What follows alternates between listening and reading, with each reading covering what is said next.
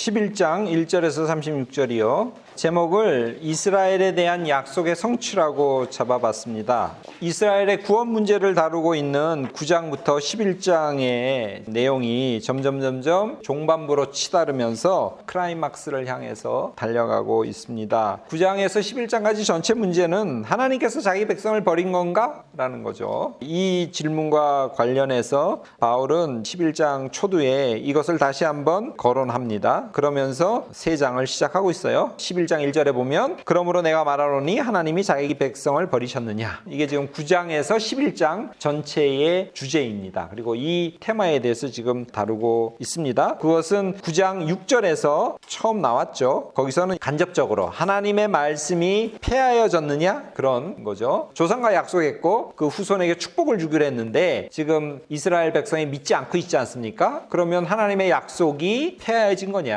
제가 부도가 났다는 말을 썼죠. 그게 9장에서 11장까지 전체 주제거든요. 다시 한번 11장 1절에서는 아예 단도직입적으로 물어요. 하나님이 자기 백성을 버렸느냐? 묻고 있습니다. 이 11장은 세 파트로 나눌 수가 있습니다. 1절에서 10절까지는 남은 자에 대해서 이야기하고요. 이 1절에서 10절까지도 다시 두 부분으로 구별될 수 있습니다. 먼저는 1절에서 6절까지예요. 행위가 아닌 은혜에 의해서 선택된 남은 자들이 있다는 내용을 다루고요. 두 번째는 7절에서 10절까지입니다. 이스라엘의 대다수는 지금 우둔해져 있고 혼미한 가운데 믿지 않고 있는 상태로 있다. 그런 내용이 나옵니다. 자, 그리고 두 번째로 11절에서 24절까지는 이스라엘의 불신앙이 구원사에서 가지는 의미와 그들의 불신앙이 계속되지는 않을 거다라고 하는 내용을 다뤄요. 결국 그들도 돌아올 거다. 바울은 이렇게 얘기합니다. 그리고 마지막으로 25절에서 36절은 하나님은 신실하시며 모두에게 긍휼을 베푸시는 분이시다. 그렇기 때문에 이 하나님의 긍휼의 근거에서 결국은 이방인들이 구원받았듯이 유대인들도 종국에는 구원받을 거다. 이 내용을 이야기하고 있습니다. 33절에서 36절은요. 9장부터 11장의 전체를 끝내는데 온 인류를 구원하신 하나님께 영광과 찬양을 돌리는 내용으로 이 전체를 마무리 짓고 있습니다.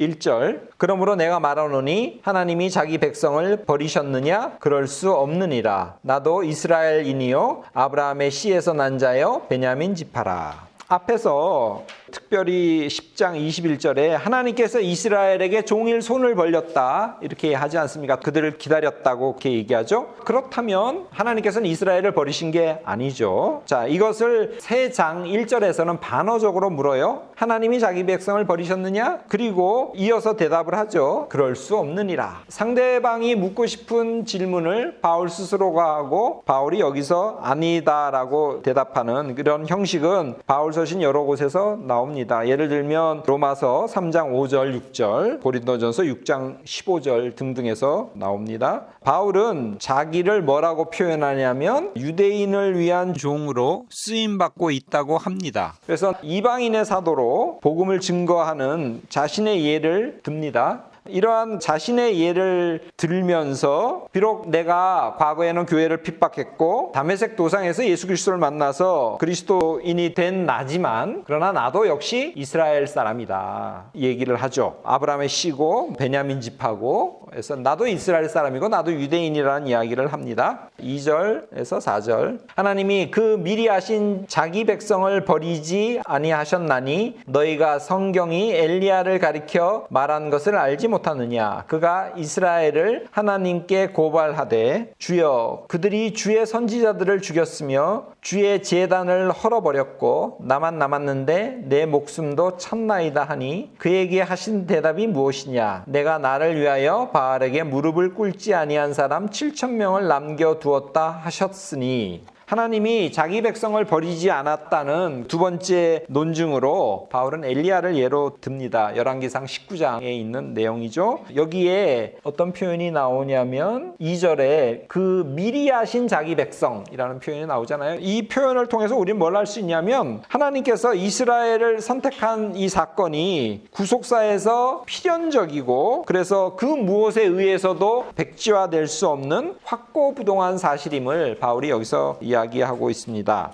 엘리야는 여호와 신앙을 옹호하는 대표자이죠. 우리가 잘 알듯이 갈멜산에서 바알 선지자들과 싸워서 승리했지 않습니까? 그러나 이세벨이 그를 죽인다는 소리를 듣고 좌절해가지고 하나님께 울부짖으면서 간구하죠. 이런 내용을 인용해요. 구약에서는 뭐가 먼저 일어나냐면 제단을 헐어버리고 그 다음에 주의 선지자를 죽여요. 그런데 여기서는 그 순서를 바꿔서 바울이 인용하고 있습니다. 그리고 이스라엘 자손이 언약을 버렸다는 내용이 열왕기상 19장에 나와요. 근데 여기서는 그 말은 빼버렸습니다. 왜냐하면 지금 여기서는 누구를 옹호해야 돼요? 이스라엘을 변호해야 되기 때문에 그들이 언약을 버렸다는 이야기를 굳이 여기서는 사용하지 않았습니다. 자, 엘리야의 이런 탄원에 하나님께서 내가 바알에게 무릎 꿇지 않은 7,000명을 남겨뒀다고 그렇게 얘기하지 않습니까? 이 7,000은 7의 1,000배죠. 7이라는 것은 완전수예요. 그렇기 때문에 숫자로 세워가지고 딱 7,000명이라는 건 아니고 꽤 많은 수에 무릎 꿇지 않는 그런 사람을 남겨뒀다는 상징적인 의미로 이해해야 될 것입니다. 남은 자라고 하는 사상은 이사야서를 언급하면서 9장 27절 이하에 이미 나왔죠. 5절, 6절. 그런즉 이와 같이 지금도 은혜로 택하심을 따라 남은 자가 있느니라. 만일 은혜로 된 것이면 행위로 말미암지 않음이니 그렇지 않으면 은혜가 은혜되지 못하느니라. 이스라엘의 과거 시대에서 지금 현재로 시점을 전환합니다. 그때도 남은 자가 있었듯이 지금도 남은 자가 있다는 그런 논리죠. 그리고 여기서 은혜에 대한 이야기가 나와요. 6절에서 이스라엘의 남은 자는 하나님의 절대적인 주권에 기초한 자유로운 선택에 의해서 그들이 택해졌죠. 그래서 그들이 남겨졌어요. 하나님께서는 율법의 행위를 보시고 그들을 택한 것이 아니죠. 택함을 받을 자격이 없음에도 불구하고 그들을 택하셨고 그리고 그들에게 귀중한 은사를 줄 때 그때 그것이 진정한 은혜이지 않습니까? 응분의 대가를 치르고 내가 뭔가를 얻었다면 그것은 진정한 은혜가 될 수 없죠. 내가 대가를 치르고 당연히 얻어야 될 바를 얻은 거에 불과하죠. 이러한 은혜에 대한 이야기는 4장 4절 이하에서 앞에서 나온 바 있습니다. 은혜는 거저받은 선물이죠. 거저받았을 때 우리가 그걸 은혜로 느끼지 거저받지 않고 무슨 대가를 치렀다면 우리는 은혜로 그것을 여기지 않죠. 은혜는 무엇보다도 예수 그리스도의 계속적인 죽음과 밀접한 관련이 있습니다. 3장 24절을 읽어보면 그 사실이 잘 나타납니다. 7절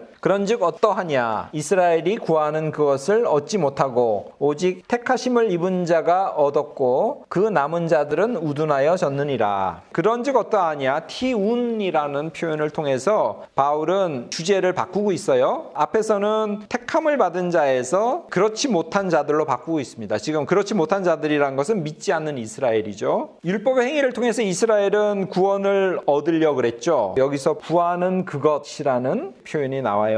대다수의 이스라엘 사람들은 실패했죠. 그래서 얻지 못하고 라는 표현이 나옵니다. 이스라엘 중에 하나님의 택함을 받은 소수만이 구원을 받았습니다. 그리고 대다수는 지금 마음이 우둔해져서 복음을 받아들이고 있지 않죠. 우둔하여졌느니라 에포로데산이라는 헬라어인데 기본적으로는 돌처럼 딱딱하게 굳었다. 한자 표현으로 하면 석화되다 그렇게 표현할 수가 있을 것 같습니다. 하나님 말씀 앞에서 사람이 우매해지고 둔감해졌다 라면서 예언자들이 굉장히 많이 비판하거든요. 눈으로 보아도 귀로 들어도 제대로 보지도 못하고 듣지도 못한다 이러면서 예언자들이 비판할 때 이 우매해졌다 둔감해졌다는 표현들이 굉장히 많이 나와요. 대표적으로 이사야서 6장 10절 같은 구절을 읽어보시면 잘 알 수 있을 겁니다. 자, 8절 기록된 바 하나님이 오늘까지 그들에게 혼미한 심령과 보지 못할 눈과 듣지 못할 귀를 주셨다 함과 같으니라. 이스라엘의 완고에 대한 근거를 한 번은 율법서에서 다른 한 번은 예언서에서 각각 지금 찾고 있습니다. 율법서라는 건 신명기 29장 4절이고요. 예언서는 이사야서 29장 10절이에요. 그리고 9절에서는 성문서에서 또 한 구절을 인용합니다. 그래서 구약을 셋으로 나눌 수 있지 않습니까? 율법서, 예언서, 성문서 각각 중요한 장르에서 한 구절씩 바울이 인용하고 있어요. 하나님께서는 그들의 영을 마비시키고 눈을 보지 못하게 하고 귀를 듣지 못하게 하셨습니다. 그래서 그들은 지금 구속사에서 일어나는 이 의미가 어떤 의미인지 복음을 받아들여야 되는데 왜 이 복음을 받아들여야 되는지 제대로 알지 못하고 예수 그리스도를 지금 거부하고 있죠. 9절 10절. 또 다윗이 이르되 그들의 밥상이 올무와 덫과 거치는 것과 보응이 되게 하시옵고 그들의 눈은 흐려 보지 못하고 그들의 등은 항상 굳게 하옵소서 하였느니라.